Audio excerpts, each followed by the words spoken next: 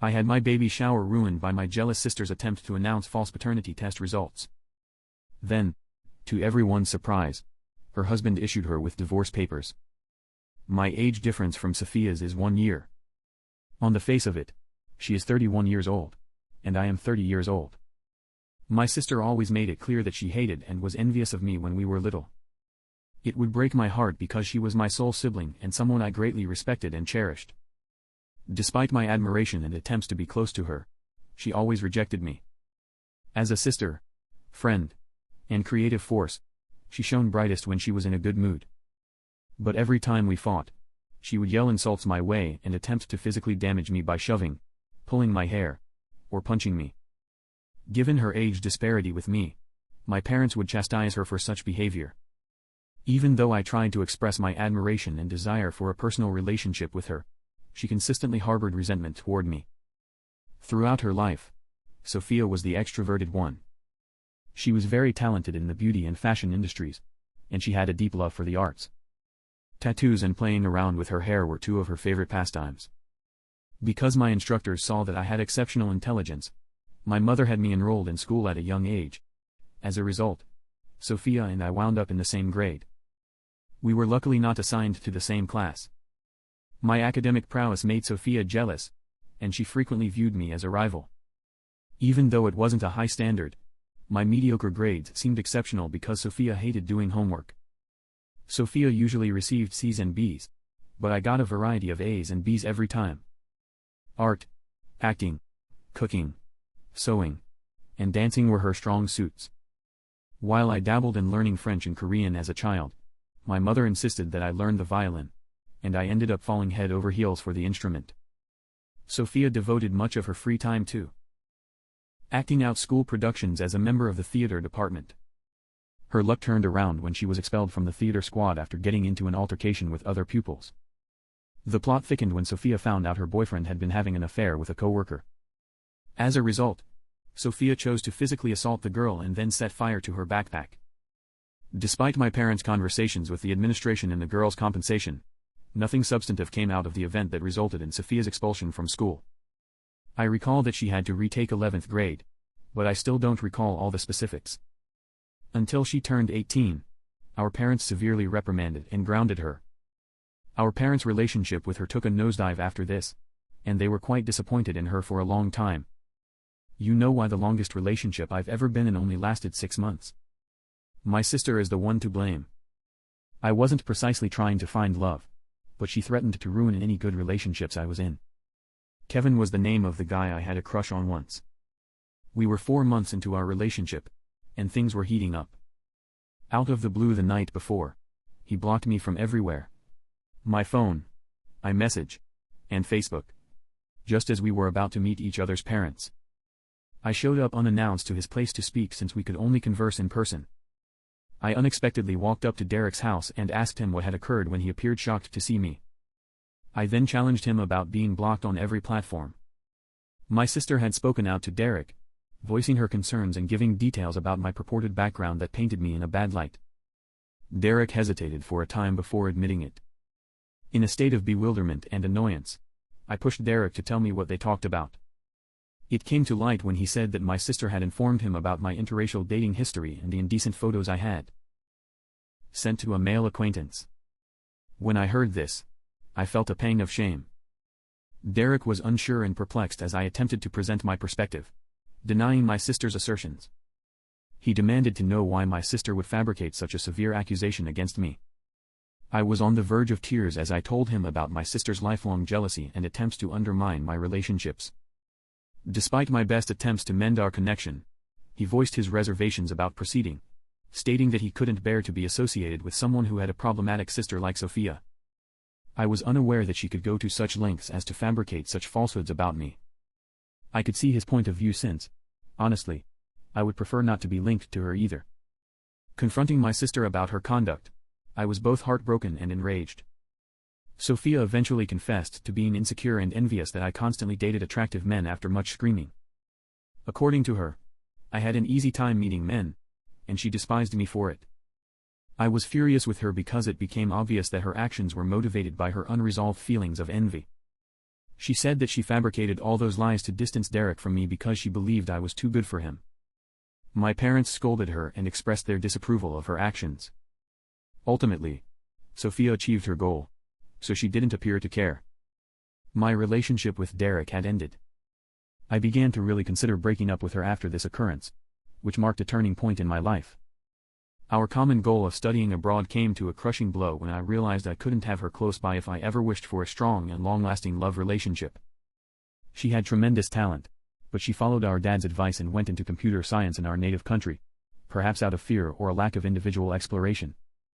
After seeing it, I decided I didn't want my parents to have any say in my decision-making. Going forward, to get a scholarship to go to school in another country, I toiled away at it. Unfortunately, I was unable to travel due to financial reasons. As a result, I settled with attending university in our nation and majoring in my heart's desire. Still, I didn't give up on my goal of studying abroad after a year, and I kept looking for ways to do it. After some time, I was able to get a scholarship and return to school abroad. The news that I was leaving home made my parents very upset. During my final night at home, Sophia expressed her deepest regrets for the hurt she had caused me during our upbringing. Perhaps she felt she could have our parents to herself now that I was going so far away, but I'm not sure what made her do it. I forgave her because I no longer wanted to be involved in drama. I changed a lot while I was off on my own studying abroad trip. Through it all, I was able to lose weight, make new friends, find my style, and boost my self-esteem. It was a big deal to graduate, but I had a rough year trying to get a job afterward. I got a decent job and finally settled down. At the same time, back in our own nation, Sophia completed her bachelor's degree. I urged her to get her master's degree in the nation where I lived after she told me she wanted to come study with me. For some reason, she couldn't stop getting denied from scholarship applications from several institutions. She became very irritated. On one occasion, she paid me a 10-day visit so that I could show her about. Every time she made a subtle comment about my hairstyle or clothing, I ignored her since she could see that I had transformed. When she and I went out to lunch, she would attempt to dictate my outfit and public behavior, which I thought was rather strange. She constantly berated my friends and told me I should find better people to spend time with whenever I invited them around. On occasion, while I was having fun with my friends, she would act strangely for no apparent reason. She was taken aback by the enormity of my office when I showed her around while I was at work. I informed her with enthusiasm about the new chances that had come my way at work, but she grew silent and didn't appear pleased for me at all. Instead, she turned the spotlight on herself, sharing her regrets about previous decisions and her desire for similar opportunities. During our subsequent meal together, she confided in me her desire to prolong her trip and remain my roommate, but I was already prepared to reject her harsh judgment. Since she obviously had problems with me and was unwilling to discuss them, I gently suggested that she look for other lodgings if she wanted to prolong her stay. Sophia goes completely insane at this point. She lost it and started ranting at me, complaining that she was sick of my being there and that no one ever compliments her or her accomplishments. I told her that I had never treated her that way and that she was the one who had consistently put me in my place. Sophia proceeded to tell me that I was ordinary and that she, too, could have achieved the same results had she been given the same chances. She was blaming me for her decisions. I informed her, even though we had similar options growing up. I chose to go to institutions here and worked really hard to get a scholarship, while she was having trouble. Because of this, Mom became very angry and accused me of being a spoiled child, expressing her desire that I had never been born. I got up from the table and hid in my room after those comments hit me so hard. After she returned 2 days later without offering an apology, I was able to finally relax. At this point, I began to resent her company because I recognized how much we had changed over the years. My future husband, Ethan, and I eventually crossed paths because we were both employed in the same field. We crossed paths at a social event, where we had mutual acquaintances and enjoyed a few drinks. I naively assumed we would just become friends after having such a great conversation with someone who understood my profession. The next day, he asked me out on a date, so it seemed he liked me. After we began dating, we dated for 2 years straight before he asked me to marry him. His family and mine are quite close since we both hail from the same country and because he has met my parents via video chat. We were well into wedding preparations when I got a job offer that would more than quadruple my salary at my present employer. Unfortunately, the new company's headquarters were in my own nation. After talking it over with my fiancée, I accepted the position since we both felt it was a once-in-a-lifetime chance. This is how my fiancé and his family were ultimately introduced when I returned to my native country. My dad now spends his Sundays golfing with Ethan, and my mom and dad just adore him. I was thriving in my new position, and Ethan, too, managed to get a new job in the end. Throughout this period, Sophia did her best to stay away from me. Despite my parents' repeated requests, she still would not meet Ethan or me. She would offer flimsy reasons to avoid meeting up with us. I understood her reluctance, and, to be honest, I didn't mind because we hadn't spoken in a long time. Like with every one of my past relationships, I was worried that she would try to ruin my connection with Ethan. It took Ethan and me a few months of settling down in my native nation before we decided to tie the knot. So that they could be with us, we arranged for his parents and grandparents' plane tickets. Due to our hectic work schedules, we opted for a small, private wedding with just immediate family and close friends, followed by a brief honeymoon. Much to their delight, we decided to tie the knot in the expansive backyard of my parents' house. Everyone from our parents and grandparents to our siblings and friends spoke, and we were flooded with blessings and love. Sophia was the sole individual who had gone missing. The reason she was unable to attend was, according to her account, because she had contracted a fever. Delicious cuisine and non-stop dancing kept the party going well into midnight. After a fantastic time was had by everybody, Ethan and I took a plane to our honeymoon destination. Sophia popped up to my mother's house a week after we got back from our honeymoon, just as I was showing her some wedding photos. Sophia asked whether Ethan and I were experiencing any money problems while I was with my mom about the joy my grandparents felt at my wedding. I informed her that Ethan was also doing well and that my position was now far more lucrative, at which point I laughed and told her the news. After I said that I wanted to have my wedding in our parents' garden, she made fun of me by suggesting that maybe it wasn't the case. My mom stepped in to defend me, assuring Sophia that having a modest ceremony in her garden was perfectly okay because I wanted a more intimate ceremony. Despite our high salary, Ethan and I did not enjoy lavish items since we believed in utilizing our money properly. I informed Sophia that I was grateful for her concern and that I agreed. Sophia became rather irate upon hearing this and informed me that, as usual, I was attempting to boast and that I was likely exaggerating my pay here.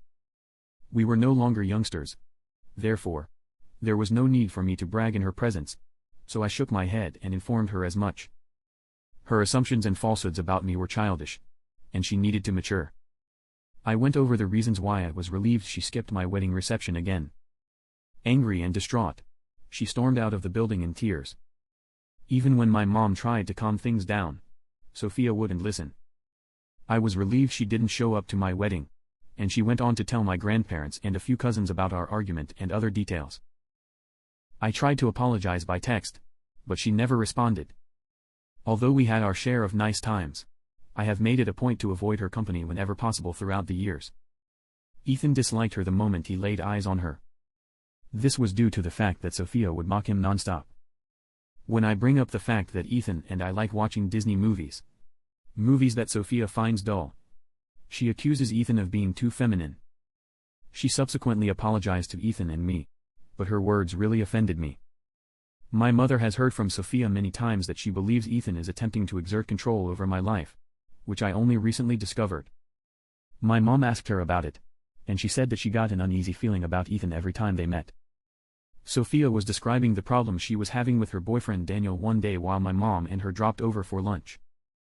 After only 2 months of living with Sophia, Daniel apparently lost his job. After that, he stopped working and stopped taking care of household bills. I was rather direct with Sophia about the fact that she should remove Daniel from the house because he was obviously not helping out. Then Sophia brought up the fact that Ethan and I had different incomes. Does this imply that I should fire him as well? I brought up the fact that although my husband did make more than me, he did rather well on his own, and we were both contributing financially to our home. He did not spend the entire day playing video games and snacking on snacks at home. My mom was on board, and she informed Sophia that Ethan had given up his job so that I could have this well-paying position. That offended Sophia, who proceeded to rant about how males should perpetually have higher salaries and how strange it was that Ethan seemed fine with the arrangement. I reassured her that Ethan liked me just the way I am and that not all guys are egotistical and weak-willed like the one she's dated.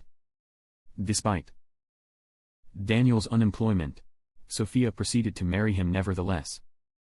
During their wedding, when Daniel and his friends became a little tipsy, Daniel started picking fights with random waiters, which everyone saw. A few of his brothers, including Sophia, had to hold him back. It made Sophia seem foolish, and I felt bad for her. Because I knew she wouldn't take my advice, I remained silent.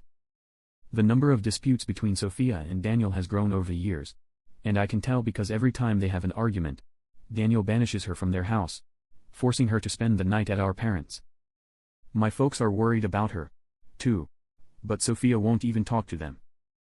It seems that Sophia had cheated on Daniel with one of her coworkers, as we learned from Daniel's mother one day. They resolved to work through their marital issues after a heated argument. They had even begun attending couples therapy sessions. I learned I'm expecting this year. My partner Ethan and I are ecstatic. My folks were incredibly happy for us and couldn't contain their excitement about being grandparents so soon. They told me they would support me no matter what. Sophia wanted to know what names we liked and whether we needed her assistance when she found out I was expecting. I was afraid she would be too critical if I told her about the names Ethan and I had discussed. I informed her flat out that we wouldn't be discussing the baby's name until after the birth, when it would be officially announced. It was Sophia's vehement opinion that this was a bad choice, and she insisted that we consult other relatives about possible names for our child.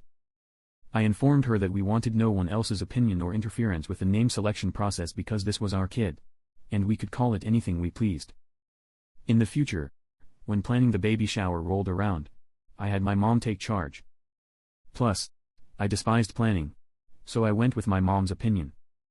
We still didn't know the baby's gender, so I had requested my mom to tell everyone not to send me anything. Having fun with my friends and getting some advice on being a mother were my only goals, especially since it had been so long. On the big day of the baby shower, I was delighted to see that my mom had invited just my closest friends. Exactly my wish. And that there were non-alcoholic beverages available to everybody. Sophia, whose shirt said godmother to be, walked up as my buddies and I were enjoying ourselves immensely. I couldn't believe she was being proposed as my baby's godmother. My jaw dropped in disbelief. Sophia awkwardly continued to tell everyone how becoming a godmother had always been her dream. It was annoying that she never told me. Later that afternoon, we were going to find out the baby's gender, so my mom invited my husband, Dad, and Daniel to come over. We were shocked to hear the news that we were having a boy as Ethan and I cut the cake together. My friends rushed over to embrace me, and I started to cry. But then Sophia stood up and announced that she had something really important to say. Curiously, everyone halted what they were doing and stared at her. As she raised a paper in front of everyone, she appeared rather serious. She went on to say that I had reportedly taken a paternity test a few days earlier and the results came back negative for Ethan as the biological father of my child. The results of the test pointed to a different biological father for the child, she announced with great drama. My husband Ethan seemed noticeably unsettled when the room went silent.